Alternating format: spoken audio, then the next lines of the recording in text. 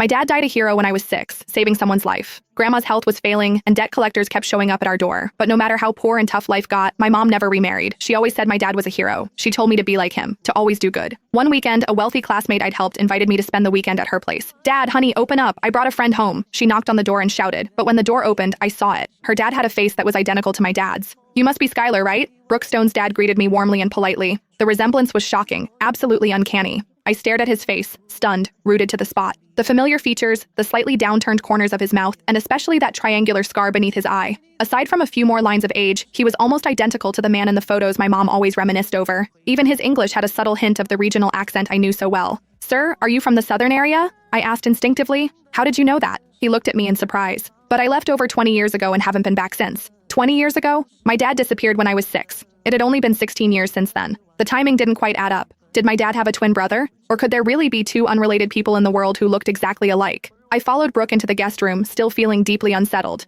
"Are you feeling okay?" she asked, concerned. I opened my mouth, a little speechless. It felt wrong to just blurt out that her dad looked exactly like mine. I glanced around the room. On the desk was an old family photo of their family. The date on it was 20 years ago. I would have been 2 years old then. Brooke in the photo must have been just a baby. Besides that, there were their names. Arthur Stone was probably her dad. My dad's name was Arthur Grant. Only the first name was similar. "I'm fine. I just think your parents are both so good looking." "How did they meet?" I carefully chose my words. "My mom said that about 20 years ago, she was on a business trip and got robbed. My dad chased them away." Brooke seemed happy to tell her parents' love story, quite excited. "They fell in love at first sight. After my mom's work was done, my dad followed her to New York City, Riverwood." I caught the keyword. I barely heard anything else after that. That was my hometown. If this was a coincidence, it was too much of one. "Do you know where your dad is from?" I eagerly interrupted her story. "I don't know that. I heard my grandparents passed away a long time ago, which is why my dad had nothing holding him back from leaving the southern area, and he never went back. My grandma passed away when I was 18. Could he really have no connection to my father?" My mind was a jumbled mess of thoughts. It was almost dinner time, so I decided to try a subtle test.